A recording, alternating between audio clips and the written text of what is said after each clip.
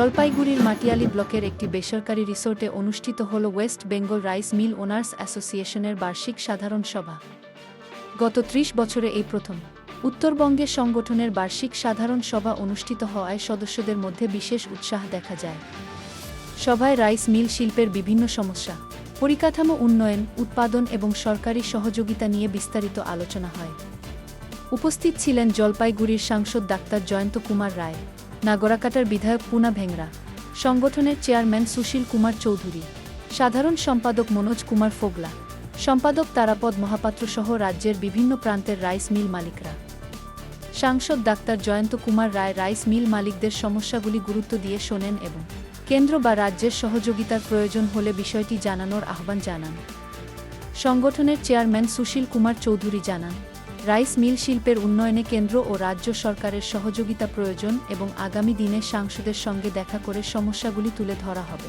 ওদলাবাড়ি থেকে নাফসার আলীর report, the mountain express, Siliguri. সরকারকে সেখানেও আমরা আশ্বস্ত হয়েছি যে আগামী দিনে এরা সমাধান হবে এবং পশ্চিমবঙ্গ সরকার মারফত আমরা দিল্লিকে, কেন্দ্রীয় সরকারকেও জানাবো যে এই সমস্যাগুলো সমাধান হোক। পাঞ্জাব, দিল্লি, হরিয়ানা যা দিচ্ছে, একই তো রাষ্ট্রের মধ্যে একই তো রাজ্য, তো বাংলা কেন পাবে? আমরা তৈরি করেছি, এটা 2 বছর হয়েছে। আমরা এটা করেছিলাম রাইস মিল ওনার্স অ্যাসোসিয়েশন, অনেক পুরনো, কিন্তু এটা আমরা নতুন সংগঠন তৈরি করেছি। এটা 2 বছর হয়েছে। আমরা এটাকে West Bengal rice mill owners association বলে আমাদের পরিচিতি। স্যার, কি এজেন্ডা আপনারা আজকে আলোচনা করছেন এবং ভবিষ্যতে যেগুলো সুরাহা করতে চাইছেন? এজেন্ডা হচ্ছে আমাদের মেন ওটিআর নিয়ে। আমাদের এসিও যে পশ্চিমবাংলায় ধান উৎপাদন হয় তার 68 কেজি চাল আমাদেরকে কেন্দ্রীয় সরকার দিতে বলে।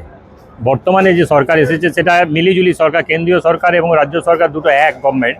আমরা চাইছি একটা এর সুব্যবস্থা হোক, লং টার্ম পলিসি তৈরি করুক এবং এটা 60 থেকে 62, 63 পর্যন্ত ম্যাক্সিমাম চাল এরা গভর্নমেন্ট আমাদের কাছ থেকে নিতে পারে, তার বেশি নেওয়া সম্ভব নয়। কেননা এফএকিউ কোয়ালিটি প্যাডি আমরা মার্কেটে পাই না, তার জন্য চাল হয় না, আমাদের জোর জবরদস্তি এটা দিতে হয়। স্যার, বিভিন্ন জায়গায় বিশেষত উত্তরবঙ্গে ধানের জমি চা বাগানে কনভার্ট হচ্ছে, এতে ধানের জমি ক্রমশ কমছে, এই বিষয়ে কি কোনো অসুবিধা সংকেত দেখতে পাচ্ছেন? উত্তরবঙ্গে দেখুন, এমনি যদি আমরা ইতিহাস দেখি তাহলে রাইস মিলের সংখ্যা বরাবরই কম ছিল। ওখানে চা বাগানি বলে আমরা উল্লেখ করতাম। আগে আমরা এই প্রথম, আমি 24 বছর প্রেসিডেন্ট বেঙ্গলের দায়িত্ব পালন করছি, কিন্তু এই প্রথম আমি এখানে উত্তরবঙ্গে মিটিং করার সুযোগ পেয়েছি। এতদিন আমি করার কথাই মনে আসেনি, কারণ এখন রাইস মিল বেড়েছে, জায়গাটা বেড়েছে, বরং কমেনি। এখানে ধান উৎপাদন এখন তো সারা ভারতবর্ষে ফ্রি ট্রেড জোন, যেখান থেকে খুশি আপনি ধান আনতে পারেন, কোনো রেস্ট্রিকশান নেই। অতএব আমার মনে হয় যে ধান উৎপাদন লোকাল এরিয়াতে হওয়ার থেকেও, কেননা বিভিন্ন ভ্যারাইটিস ধানের উপরে মার্কেটের চাহিদা ডিপেন্ড করে। রাজ্য সরকার এক ধরনের চাল নেয় আর মানুষরা বাজারে এক ধরনের চাল খায়।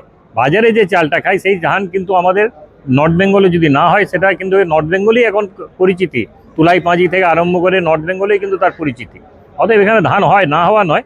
হয়তো আমাদের কাছে ডাটা ফিগারগুলো এখন নেই, কিন্তু ধান হয় এখানে। স্যার, ক্রমশ আমরা দেখছি সাম্প্রতিক সময়ে চালের দাম বেড়ে যাচ্ছে, এতে মধ্যবিত্তের পকেটে এবং ফ্যামিলি প্ল্যানিংয়ে চাপ হচ্ছে। এক্ষেত্রে ধানের যে চালের যে দাম তা নিয়ন্ত্রণ করার ক্ষেত্রে আপনাদের কোনো পলিসিগত বিষয় ভাবছেন? আপনারা তো এটা জানেন যে রাজ্য সরকার আমাদের 6.5 কোটি রেশন ব্যবস্থার মডিফাইড রেশনে আমাদেরকে চাল দেয়।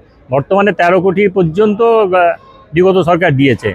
আমরা চাই যে সরকার আমাদের যে পিডিএসে যে চালটা দিচ্ছে সেটা কিন্তু ভালো চালই চাল, আমাদের এখানকার পশ্চিমবাংলার উৎপাদিত চাল, অন্য রাজ্য থেকে আমদানি করা চাল নয় আগে যেটা দেওয়া হতো। আর যে চালের দামের বৃদ্ধির কথা বলছেন সেই চালটা হচ্ছে মিনিকিট বাঁশকাঠি, ওই ধানটার দামটাও বেশি। এই ধানের দাম যেমন 2200 টাকা, ওই ধানের দাম হচ্ছে 3600 টাকা। তাহলে 36 যদি ধান থেকে তো চাল হবে, তো ধানের দাম যদি বেশি হয় তাহলে চালের দাম উৎপাদিত কষ্ট বাড়বে। আর ধানটা আমাদের এখানে সব জায়গাতে হয় না, মিনিকিট বাঁশকাঠিটা ওটা কিছু একটা পকেট হয়, একটু 24 পরগনাতে হয়, মেদিনীপুর, বাঁকুড়া এই এরিয়াগুলোতে হয়। ওখান থেকে আনতে যেতে যে খরচা হয় তাই জন্য কস্টিংটা বাড়ে, তাছাড়া কোনো বাড়ার কোনো কারণ নেই।